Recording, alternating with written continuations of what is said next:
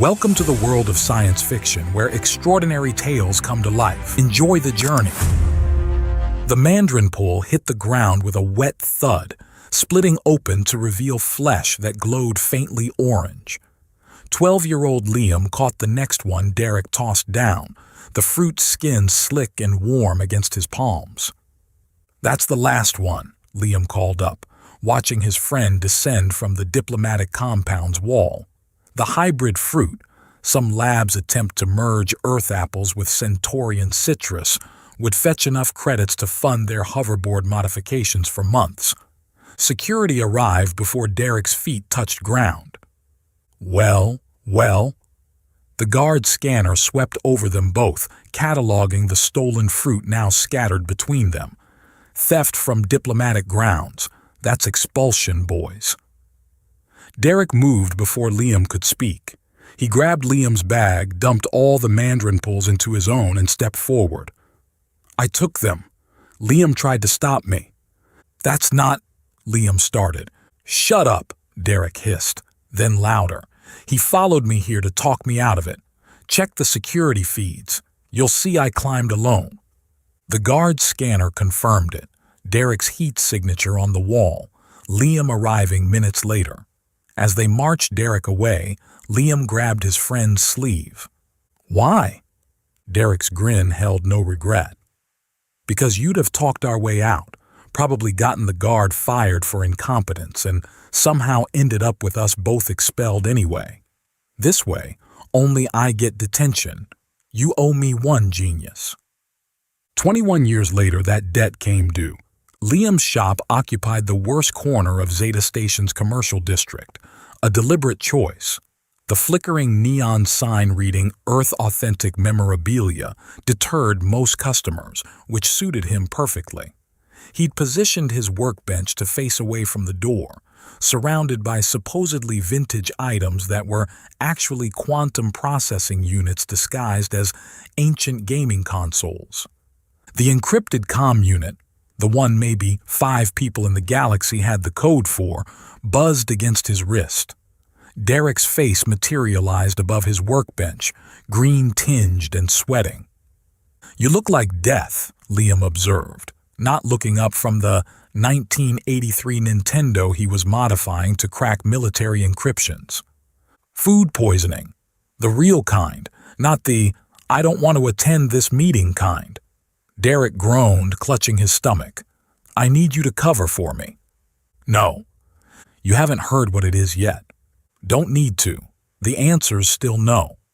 Liam adjusted a microcircuit with practiced precision. "I'm retired, remember. Retired means no diplomatic incidents, no strategic interventions, and definitely no covering for sick ambassadors. It's just a trade ceremony with the Namibians. Sign some papers, eat some food, shake some hands.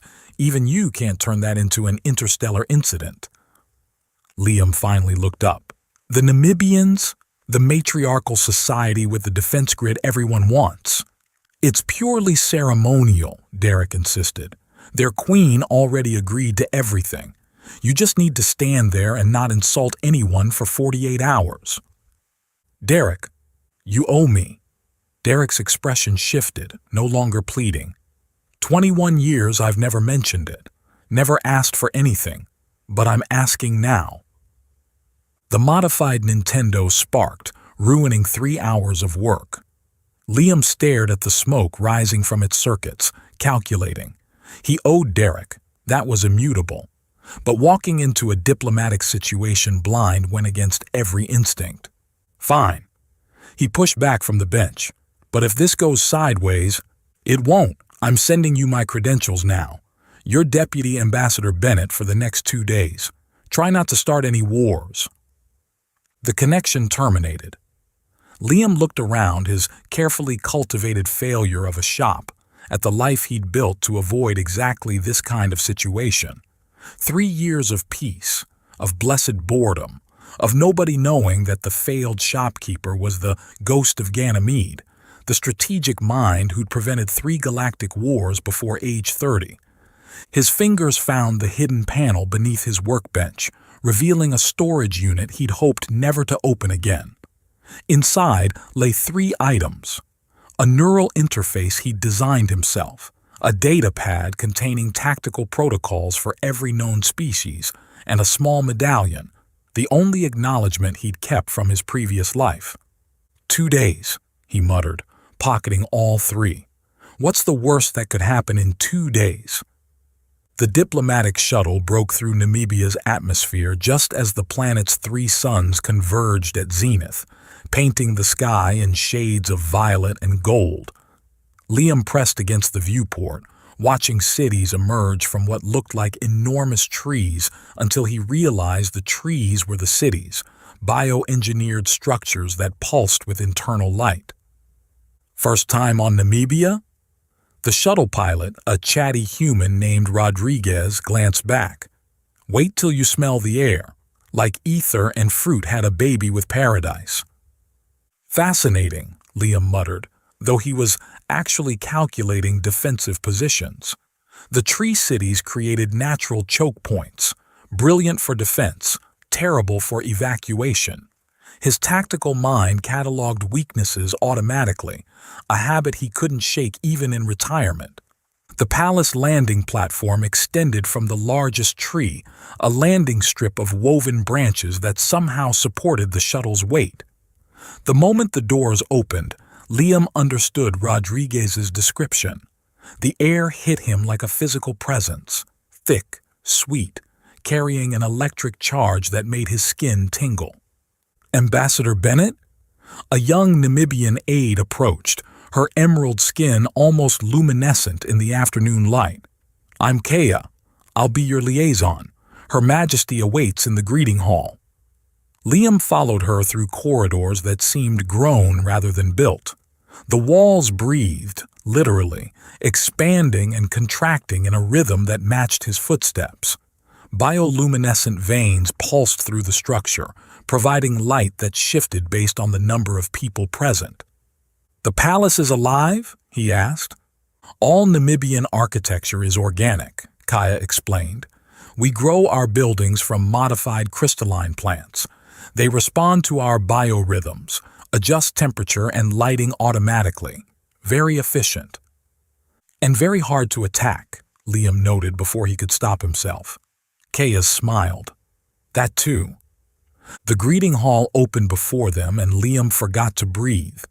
The space defied physics, a hollow sphere within the tree that should have collapsed under its own weight. Light filtered through translucent walls in impossible colors, but none of that compared to the woman standing at its center. Princess Talia moved like liquid gravity, each step deliberate yet flowing. Her skin wasn't just green, it shifted between jade and emerald depending on the angle of light. Dark hair fell past her shoulders, so black it seemed to absorb light. But her eyes, bright blue, electric against the green, with an intelligence that made Liam's pulse skip. She wore something between a dress and armor, fabric that clung to curves that belonged in a physicist's fever dream about perfect ratios. When she smiled, Liam understood why entire systems had gone to war over Namibian royal marriages. Ambassador Bennett. Her voice carried harmonics human throats couldn't produce. Welcome to Namibia. Before Liam could respond, another figure emerged from behind the princess, older, scarred, with skin darker green like old jade. Archon Var moved with a fighter's economy, and his smile never reached his eyes. Ambassador, Var said, offering a hand that could probably crush steel. I've heard so much about Earth's diplomatic corps, all of it fascinating. The way he said fascinating made Liam's instincts scream. This man was dangerous, not just physically, but intelligently dangerous. The kind who played long games with entire planets as pieces. Archon Var serves as my mother's military advisor, Talia explained, though something in her tone suggested she wasn't entirely pleased about it. He also trained me in combat from age 6. She was my finest student, Var said, his hand landing on Talia's shoulder with too much familiarity, until she decided politics were more interesting than warfare. Talia stepped away from his touch smoothly. "Shall we proceed to the banquet? Mother is eager to meet Earth's representative." As they walked, Liam caught Talia watching him with an expression he couldn't read. Calculation? Curiosity? When their eyes met, she didn't look away. Instead, her smile widened slightly, as if she knew something he didn't. The banquet hall bustled with Namibians of every shade of green, plus representatives from a dozen other worlds. Long tables held food that glowed, steamed, and in some cases, moved. Liam found himself seated beside Talia, with Var directly across, a seating arrangement that felt deliberate. "We've prepared some Earth delicacies in your honor," Talia said, gesturing to a familiar plate. "Though I confess, we're still learning your utensils." She held up a pair of chopsticks like someone might hold explosive devices. "These are for eating? They seem more suited for warfare." "Here." Liam took her hand to adjust her grip. Her skin felt like silk over steel, warm and somehow electric. "Like this. It's about balance, not force." She attempted to pick up a piece of synthesized sushi, failed spectacularly, and laughed, a sound like wind chimes in a thunderstorm. "Show me again?" This time, she aimed the chopsticks at his plate, managing to capture a piece. But instead of bringing it to her own mouth, she directed it toward his. The morsel hovered millimeters from his lips. "Am I doing this correctly?" she asked innocently. The room had gone quiet. 30 pairs of eyes watched as the sushi touched his lips, leaving a drop of sauce. Before Liam could react, Talia leaned forward and, with deliberate slowness, licked the sauce away. "Diplomacy," she murmured against his skin, "tastes better than expected." Liam's brain short-circuited. The warmth of her breath, the impossible softness of her tongue, the way her eyes held his with perfect awareness of what she'd just done, all of it overwhelmed his tactical mind. Your, words. He needed words. "Keep practicing like that and you'd make an interesting wife. Earthmen love women who can handle takeout." The joke landed like a thermal detonator. Talia rose from her chair with the fluid grace of a dancer performing a long-rehearsed routine. The silence in the banquet hall stretched taut as she surveyed the assembled dignitaries, her blue eyes bright with something that might have been triumph. "I accept your proposal," she announced, her voice carrying to every corner of the room. "By honor, if not by law. You spoke of marriage, Ambassador Bennett. On Namibia, we stand by our words." The chopstick slipped from Liam's nerveless fingers, clattering against fine china. Around them, the hall erupted. Gasps, whispers, and the distinctive sound of Var's wineglass cracking in his grip. "Talia." Queen Sayara's voice cut through the chaos like a blade through silk. The queen stood at the head table, her bearing regal despite her obvious shock. Where Talia was emerald and jade, the queen was deeper green, like old forests. "Surely you jest." "Did the ambassador jest when he spoke of marriage?" Talia asked, turning those impossible eyes back to Liam. "Tell me, Ambassador Bennett, were you making light of our customs? Does Earth speak carelessly of such bonds?" The trap snapped shut around him with elegant precision. Deny it, and he'd insult their entire culture, destroying any chance of alliance. Accept it, and he'd be engaged to alien royalty while impersonating his sick friend. Liam's tactical mind ran through 17 escape scenarios in 2 seconds. None of them ended well. "I spoke without thinking," he said carefully, standing to face the queen. "But if Princess Talia wishes to hold me to words spoken in appreciation of her learning abilities, then Earth stands by them." "This is absurd," Var interjected, his scarred face darker with controlled fury. "Your Majesty, surely we cannot allow—" "What would you have me do, Archon?" The queen descended from her platform, each step measured. "Declare that words have no meaning, that Earth's representatives speak falsely." She stopped before Liam, studying him with eyes that missed nothing. "You realize what you've stumbled into, Ambassador?" "I'm beginning to," Liam admitted. "1 week," the Queen declared. "Namibian custom allows a 7-day consideration period for sudden engagements. During this time, either party may withdraw if they find the match unsuitable." Her emphasis on the last word suggested she expected exactly that outcome. "Until then, you'll be housed in the royal wing, close to your betrothed." She swept from the hall, her entourage following like a green tide. Var lingered, his expression unreadable. "Congratulations, Ambassador," he said. The word ambassador weighted with skepticism. "You've just become the most interesting human on Namibia." After he left, Talia approached Liam, stopping close enough that he could feel the warmth radiating from her skin. "That was unexpected," she said, though her smile suggested otherwise. "You planned that," Liam accused quietly. "The chopsticks, the whole thing." "Prove it." She leaned closer, her breath stirring his hair. "Unless you'd prefer to withdraw, admit Earth made an error." "You know I can't do that." "Then I suppose we're engaged." She pulled back, her expression shifting to something almost predatory. "Don't worry, Ambassador. I'll try to make your week memorable." She glided away, leaving Liam alone among the wreckage of the banquet. Servants moved around him, clearing tables and shooting him glances that ranged from pitying to amused. Kaya, his liaison, appeared at his elbow. "I'll show you to your quarters," she said diplomatically. "You'll want to rest. Tomorrow will be intensive." The royal wing occupied the tree palace's highest levels, where the walls were thinner and more translucent.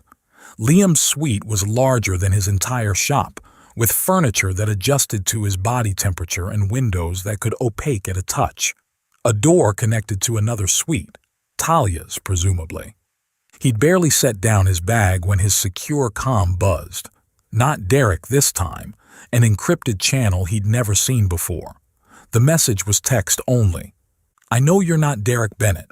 Meet me at the observatory. Midnight.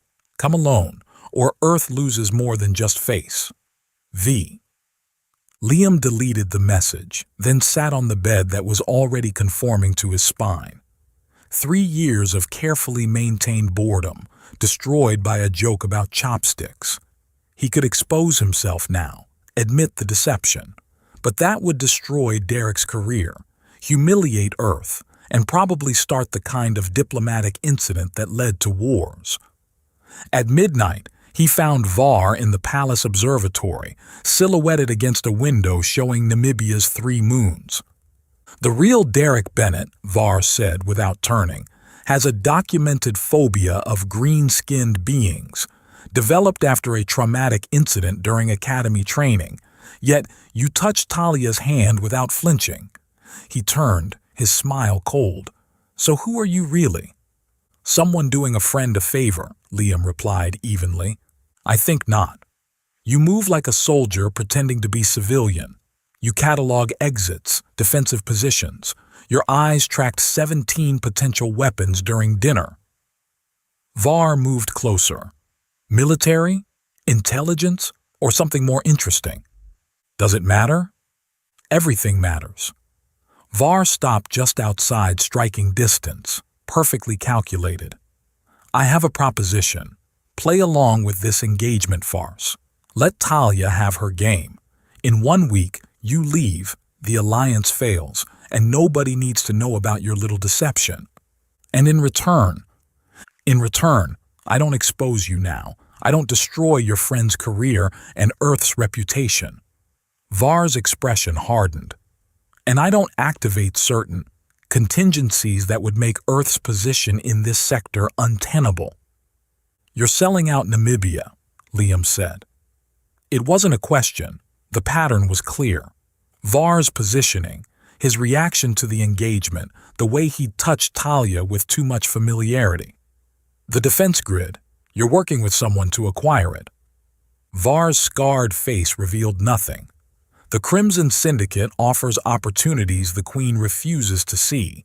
Progress requires change, even if that change comes from outside. He turned back to the window. You have 1 week to play house with the princess. Interfere with my plans and I'll destroy everything you're trying to protect. Earth, your friend, and whoever you really are, because I will find out. He left Liam alone with the alien stars. Through the window, the tree cities pulsed with bioluminescent life, beautiful and vulnerable.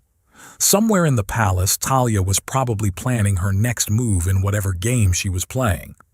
The Queen was hoping this would all go away, and Derek was recovering from food poisoning, blissfully unaware that his debt had been repaid with interest.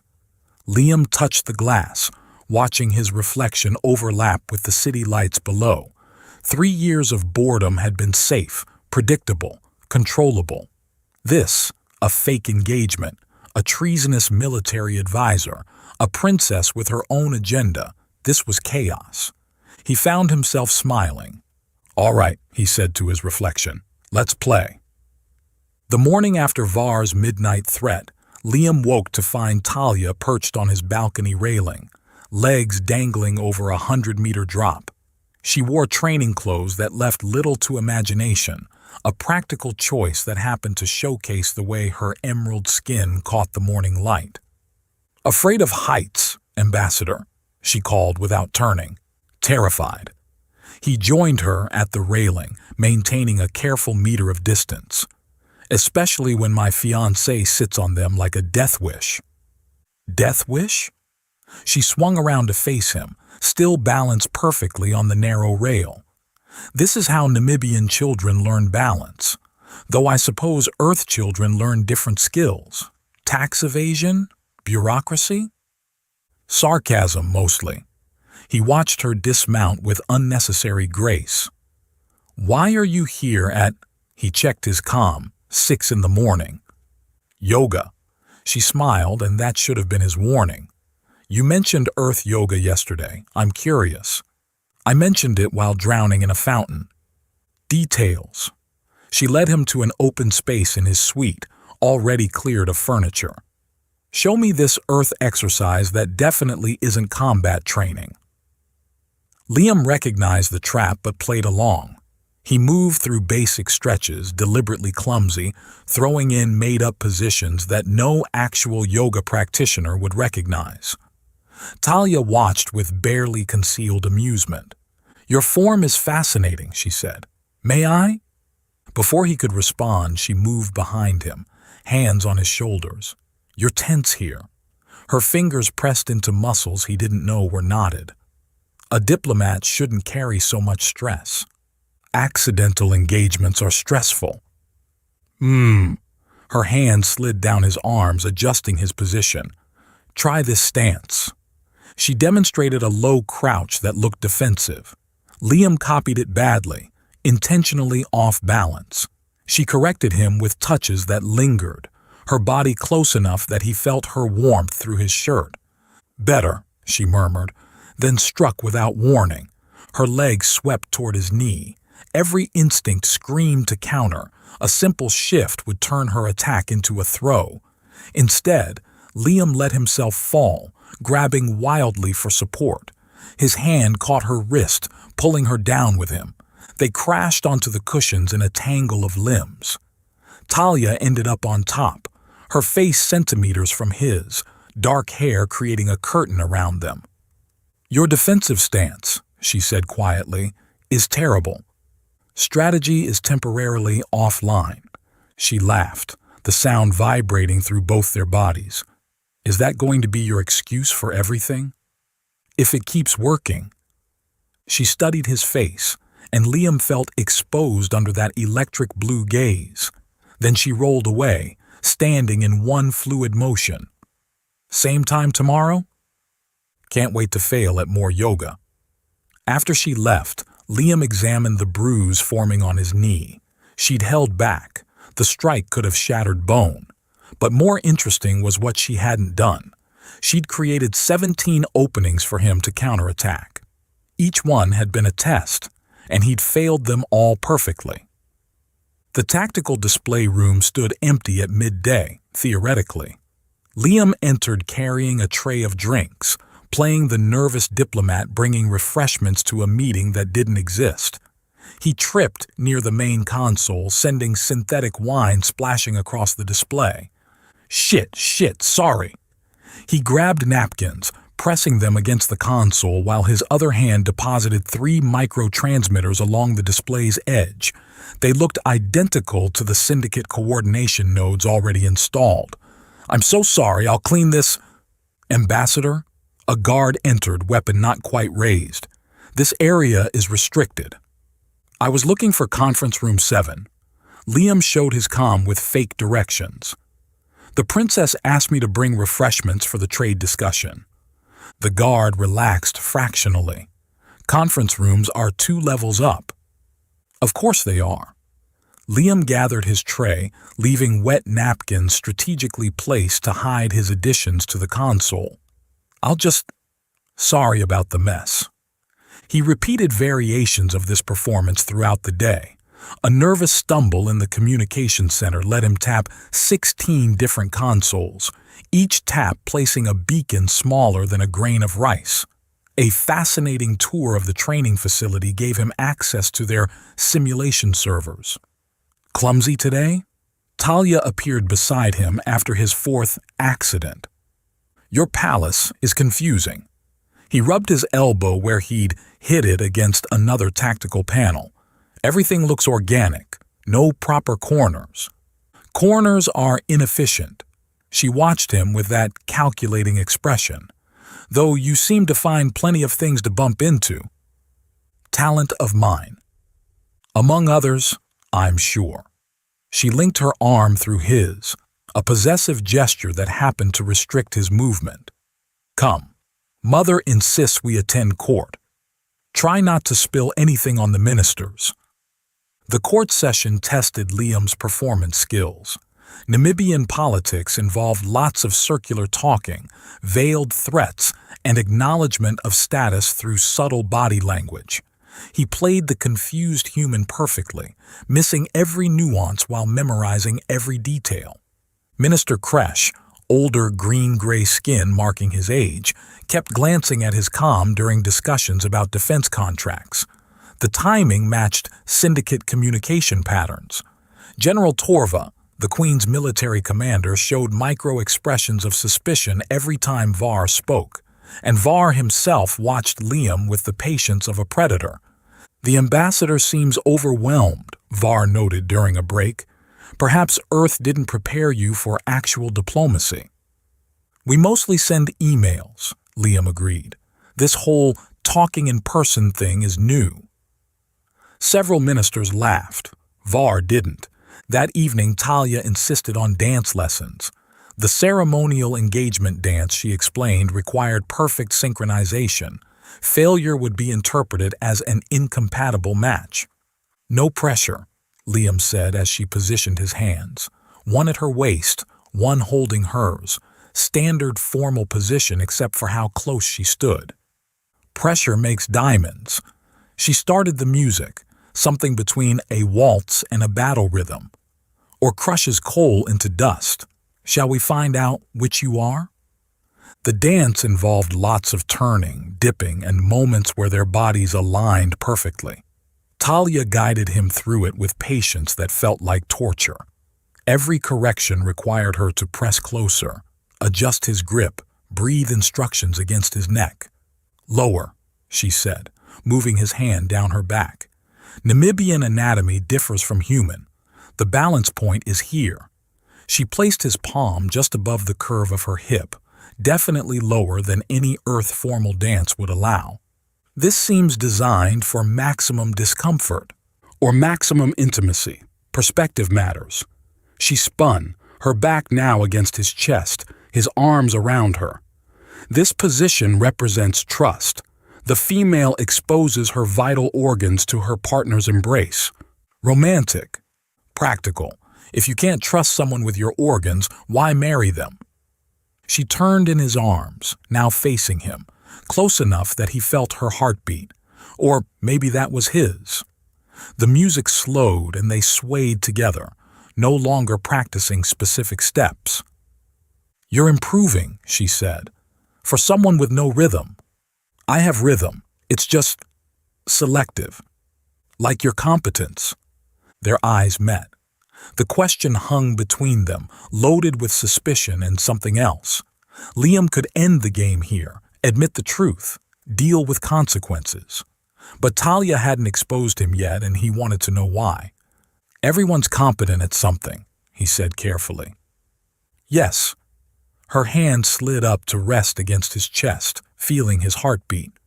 "Some people are competent at war, others at peace, and some—" She leaned closer, lips almost brushing his ear, "at pretending to be incompetent."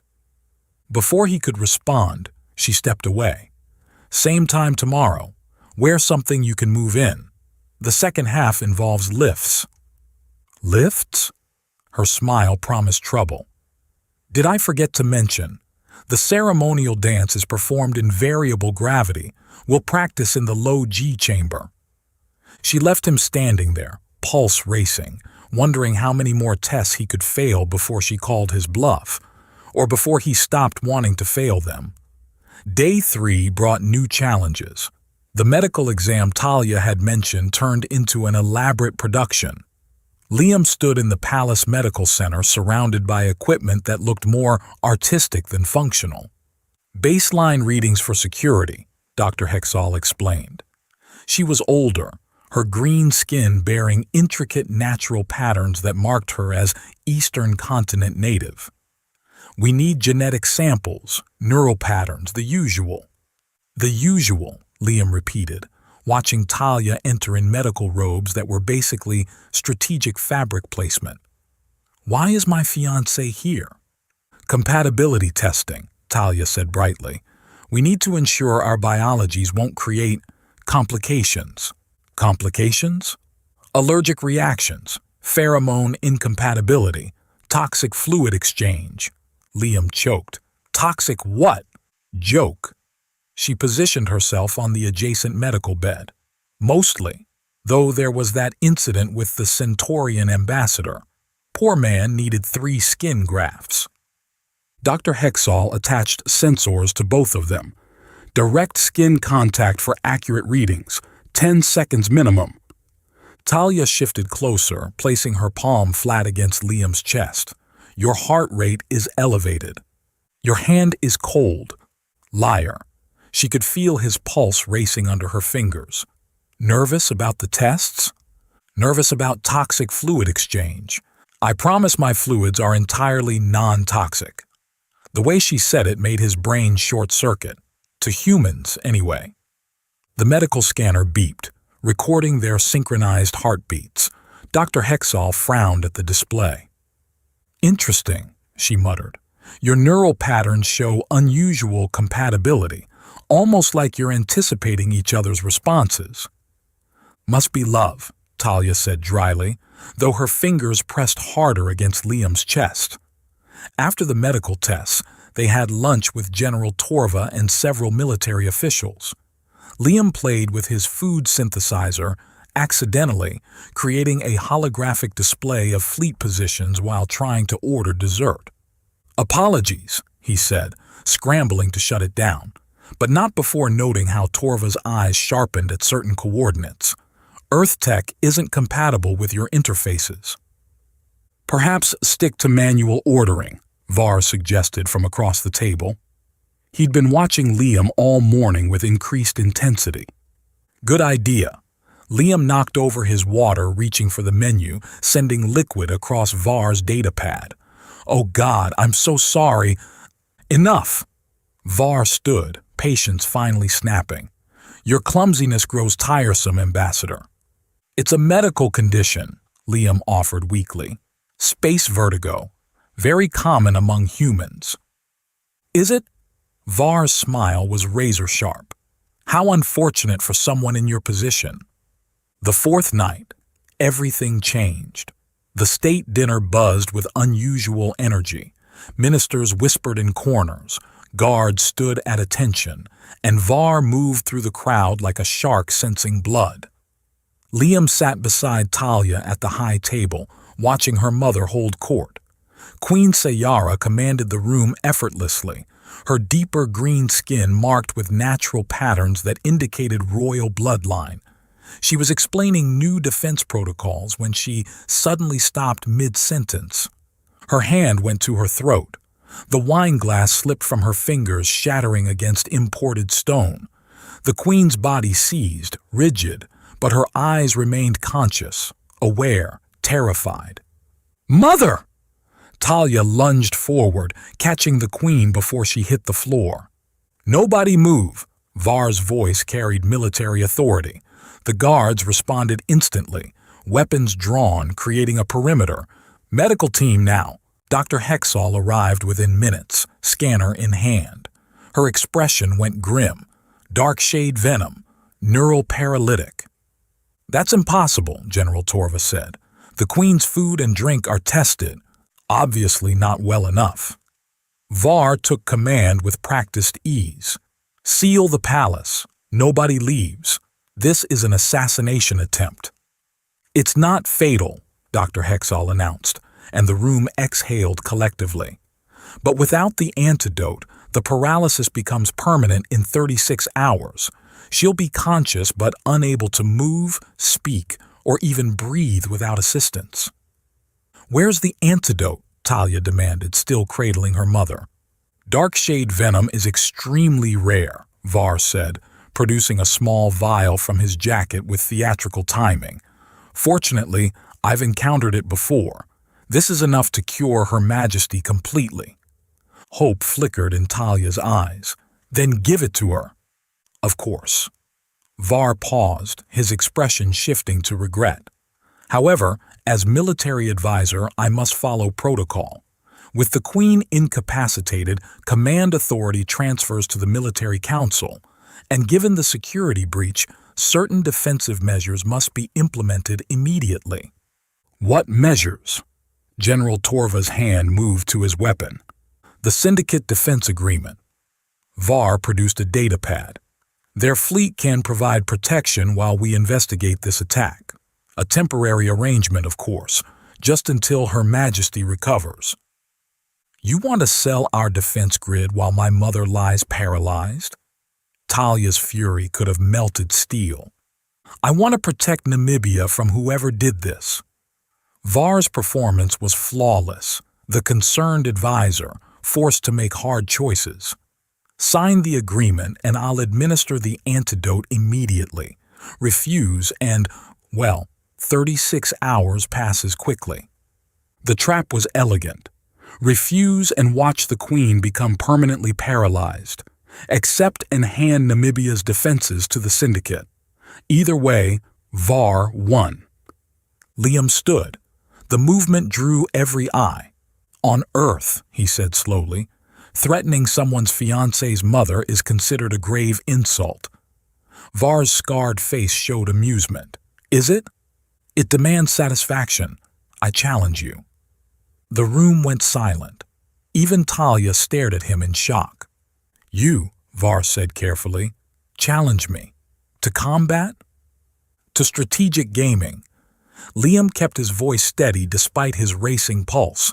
3 games: chess, risk, and fleet command simulation. Unless the great Archont Var fears losing to a nervous Earth diplomat.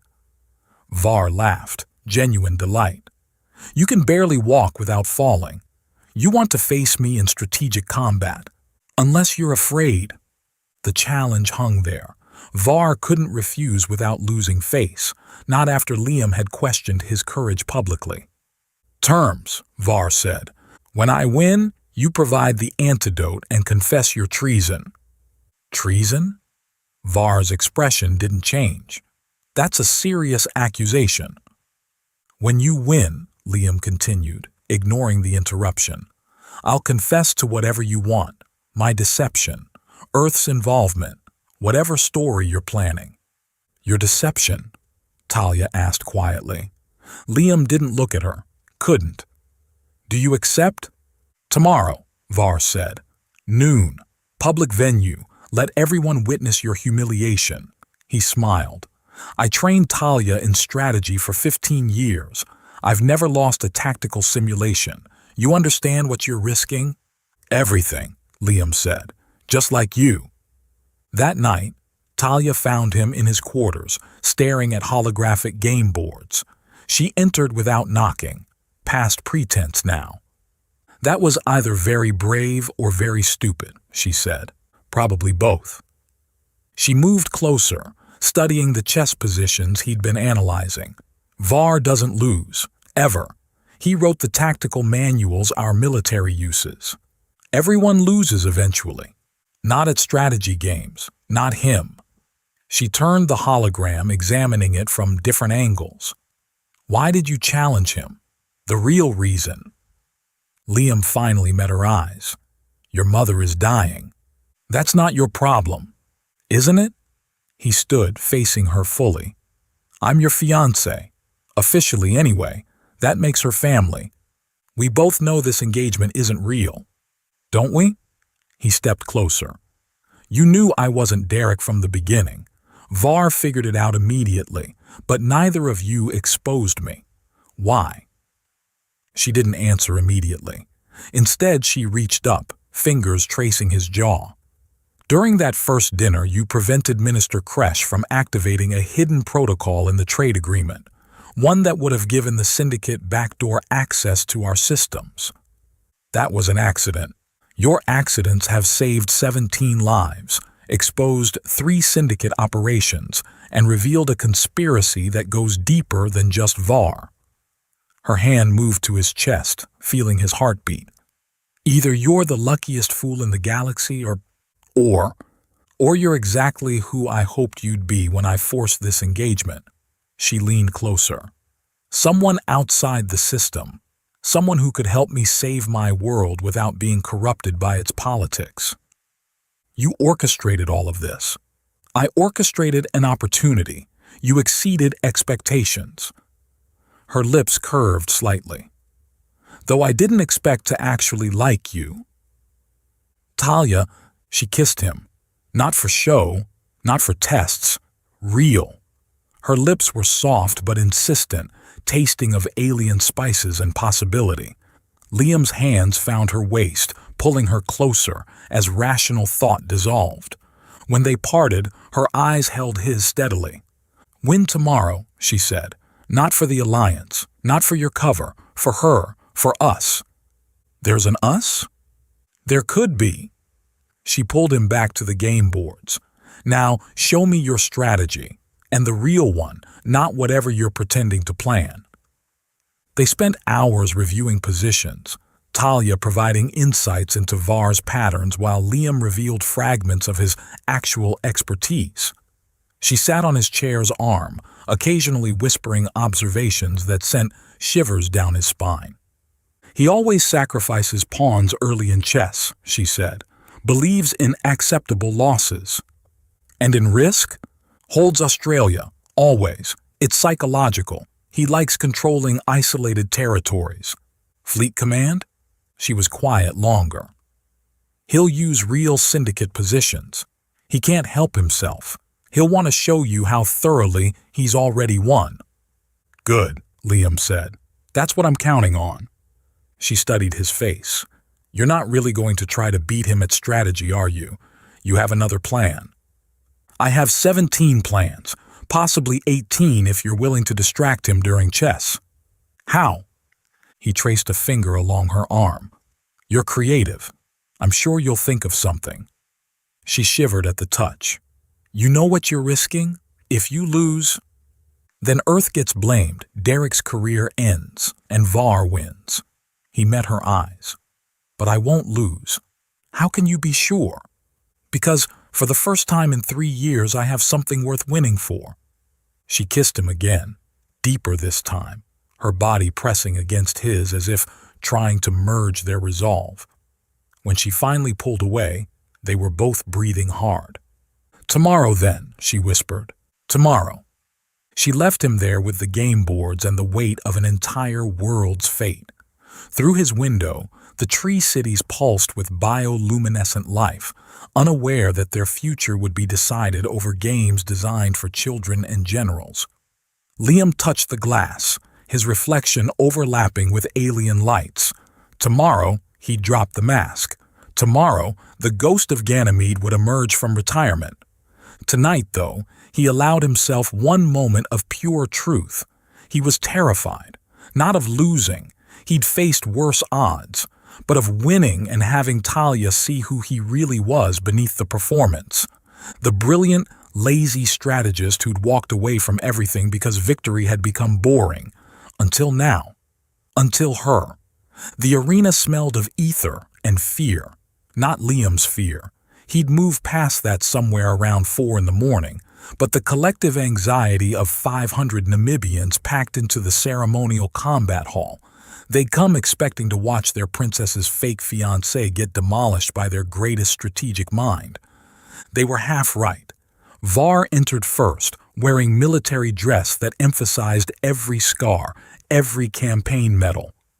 He moved through the crowd like he already owned the planet, which, if Liam's plan failed, he essentially would. "Nervous, Ambassador?" Var asked, taking his position at the game platform. Terrified. Liam dropped into his chair with calculated gracelessness, knocking over the water pitcher. "Sorry, Save it." Var's patience had evaporated. "Your performance won't help you here." The game platform rose between them, holographic interfaces materializing. 3 segments: chess, risk, fleet command. The chessboard appeared first, pieces rendered in light that cast shadows across both their faces. Talia approached from the side, wearing something between a dress and armor that made thinking difficult. She stopped beside Liam's chair, hand on his shoulder. The touch sent electricity down his spine, partly attraction, mostly her pressing a micro-transmitter against his collar. "For luck," she murmured, loud enough for the crowd. "I'll need more than luck." "Then it's fortunate you have me." She didn't move away, instead positioning herself where her presence would be in Var's peripheral vision. Every shift of her weight, every breath, would register in his awareness. "Begin," the automated referee announced. Liam opened with King's Pawn. Basic. Pedestrian. Var responded with the Sicilian defense already aggressive. They traded moves quickly, Var sacrificing pawns to open lines of attack. His strategy was textbook, literally, since he'd written the book. On move 7, Liam castled queenside. Var paused. Nobody castled queenside against the Sicilian. It was considered weak, defensive, the mark of an amateur who'd learned chess from ancient manuals instead of modern theory, which was exactly what Liam wanted him to think. "Interesting choice," Var said, developing his bishop. "I read it in an Earth book, Chess for Beginners." Liam moved his rook to a seemingly useless square. Talia leaned over to examine the board, her hair brushing Liam's neck. "That piece looks exposed," she observed, her breath warm against his ear. "Everything's exposed in chess," Liam replied, not looking away from Var. "The trick is knowing which exposures matter." Var's next move was aggressive, pushing toward Liam's king.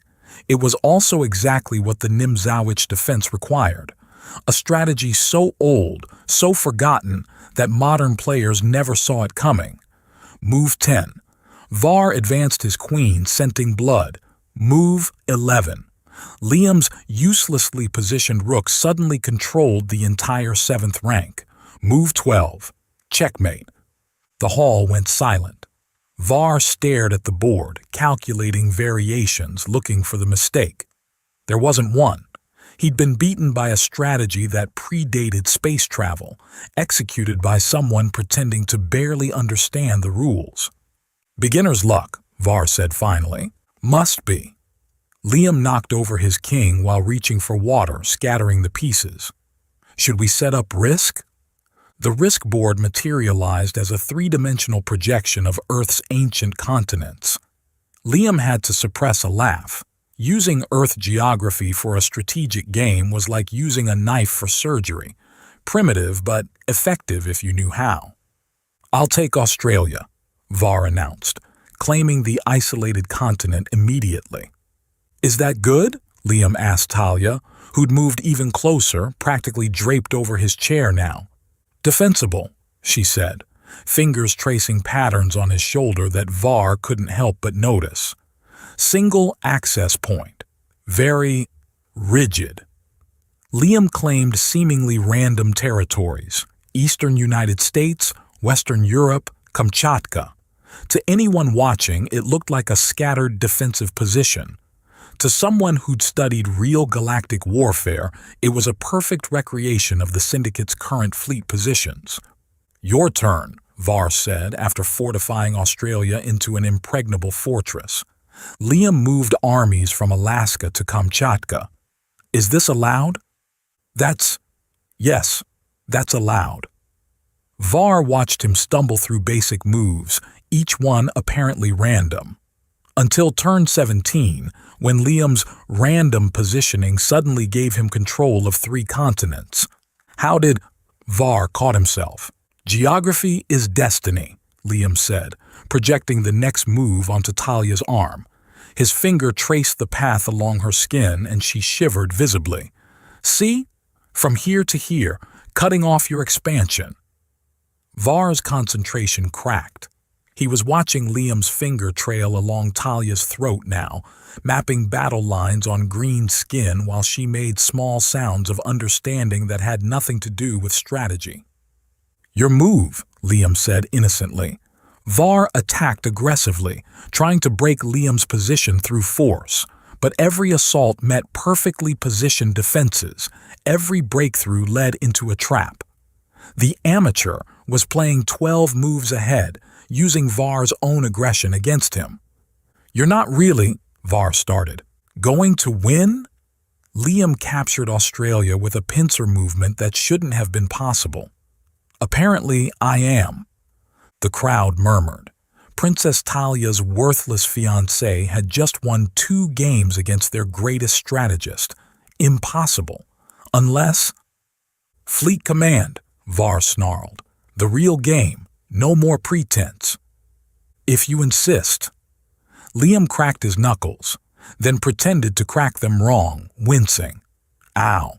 Is there a medical station nearby?" "Just play." The fleet command simulation filled the space above them with ships, planets, tactical grids. Real-time strategy at its purest. No turns, just continuous decision-making. Var's specialty.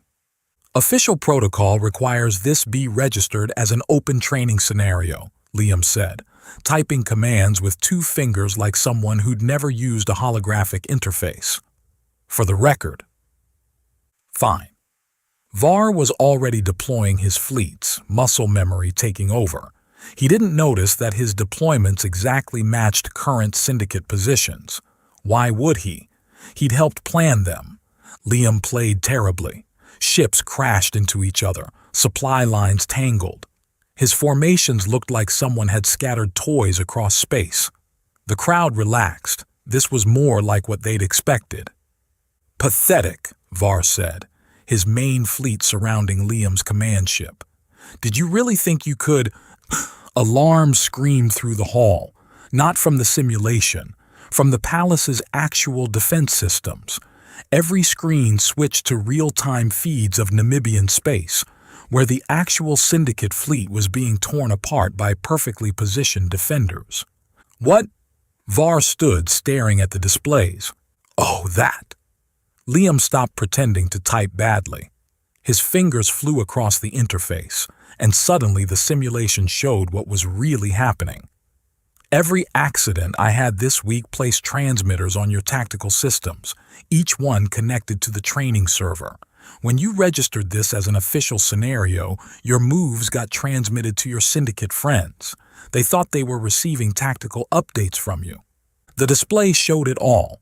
Syndicate ships moving to match Var's winning positions, flying directly into ambushes Liam had suggested through a week of calculated clumsiness.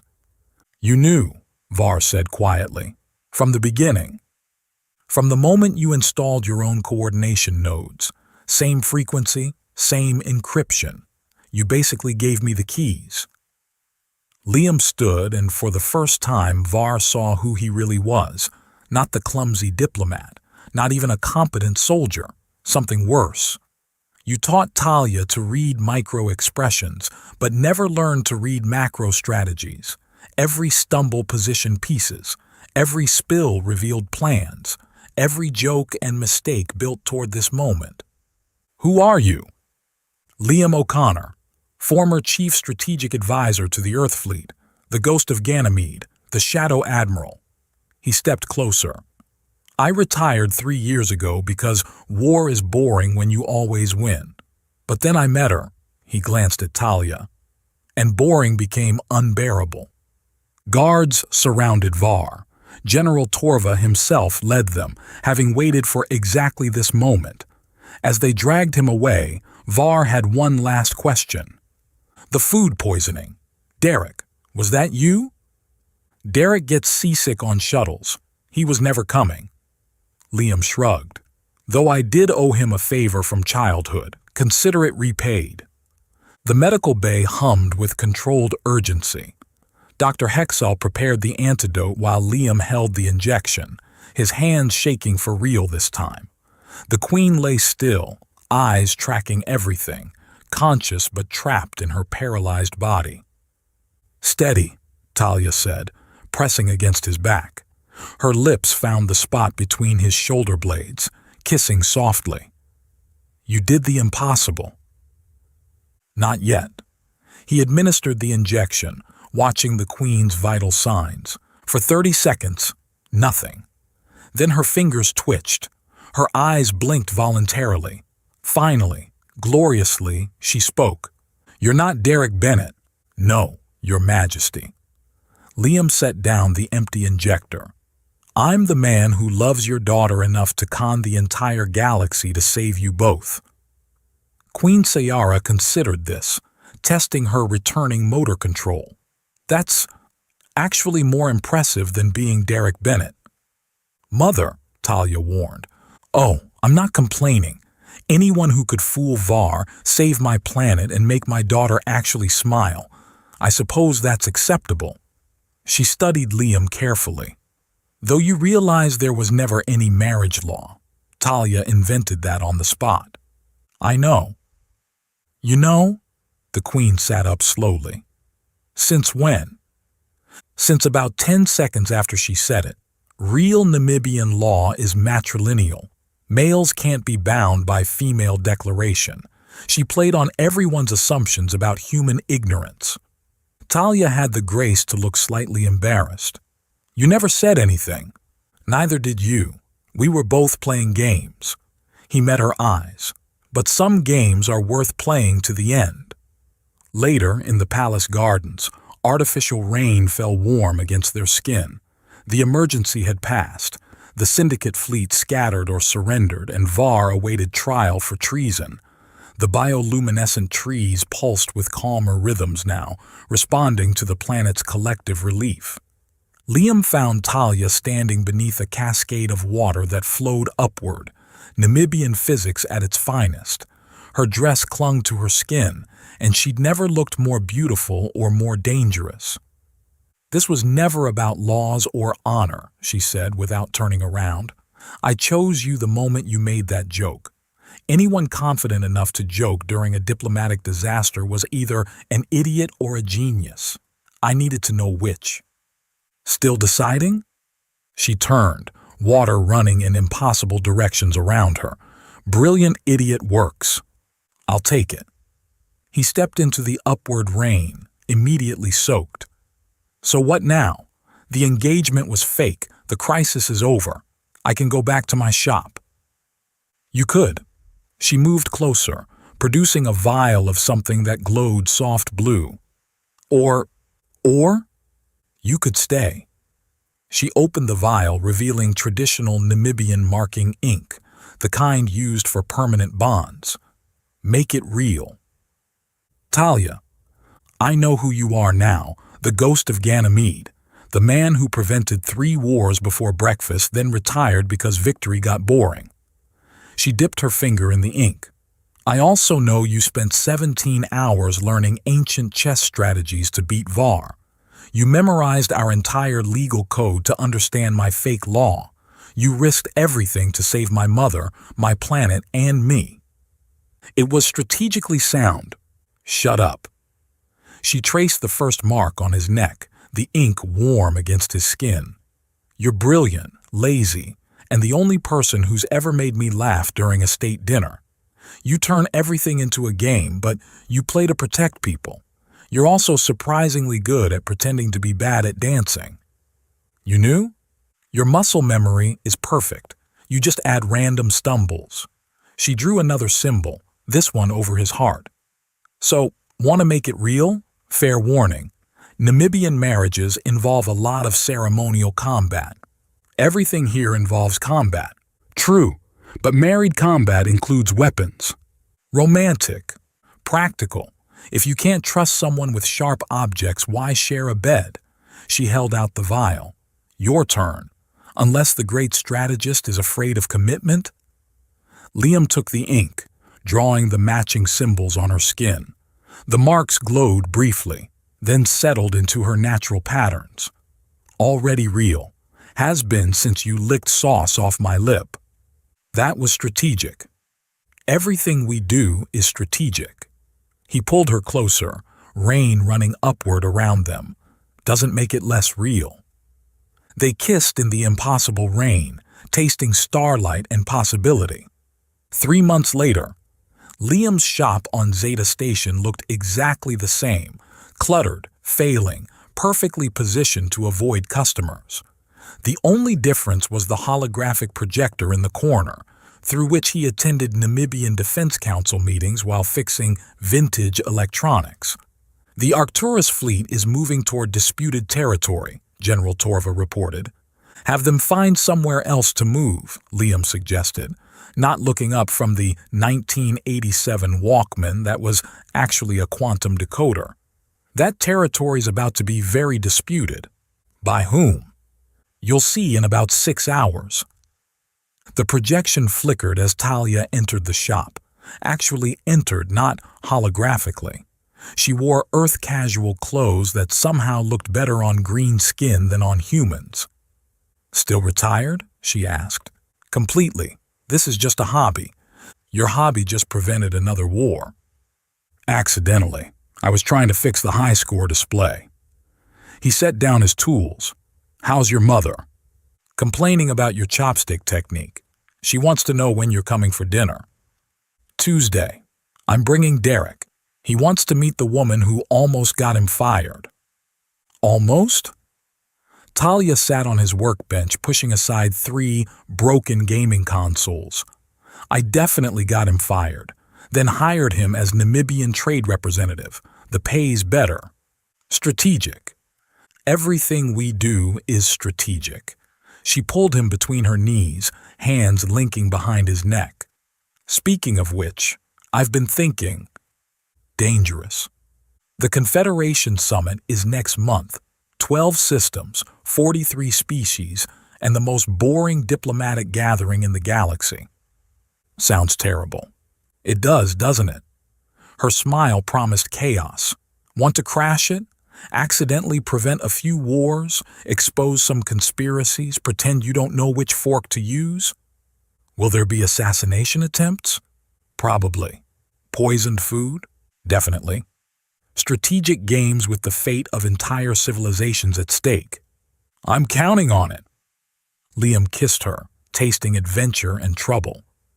Will you lick sauce off my face if I make bad jokes? Only if you promise to spill things on important documents. Deal. She hopped off the bench, heading for the door. Pack light. And bring the Nintendo, the real one. We might need to crack some military codes. That's a PlayStation. Whatever. Earth technology all looks the same. She paused at the door. Oh, and Liam? Mother figured out your shop is actually the most sophisticated intelligence-gathering operation in 3 sectors. Did she? She's very proud. Says it's the most Namibian thing a human's ever done, hiding power behind incompetence. I learned from the best. He caught her hand. You hid an entire revolution behind a dinner joke. We're well matched then, strategically speaking. Obviously. She kissed him once more. Never change, my brilliant idiot. Wouldn't dream of it, princess. After she left, Liam returned to his workbench. The quantum decoder beeped. Another crisis brewing somewhere, another puzzle to solve. 3 years ago, he'd retired because winning was boring. Now, with Talia turning every solution into a new game, boredom was just a memory. His comm buzzed. Derek's face appeared, still slightly green from his last visit to Namibia. They want me to negotiate mineral rights with the Centaurians, Derek said. Any advice? Don't eat the soup. That's it? Trust me. The soup is always poisoned. It's tradition. Liam smiled. Also, watch out for princesses with chopsticks. They're trouble. I'll keep that in mind. Derek paused. Thanks, by the way, for everything. You took the blame for the Mandarin pulls. We're even... No, Derek said. We're really not, but I'm glad you ended up there instead of me. The Queen terrifies me. She terrifies everyone. It's part of her charm. The call ended. Liam picked up another broken device, this one supposedly a hairdryer, actually a prototype neural disruptor. As he worked, he thought about the strange path that had led him here. From strategic genius to retired shopkeeper to accidental fiancé to whatever he was now.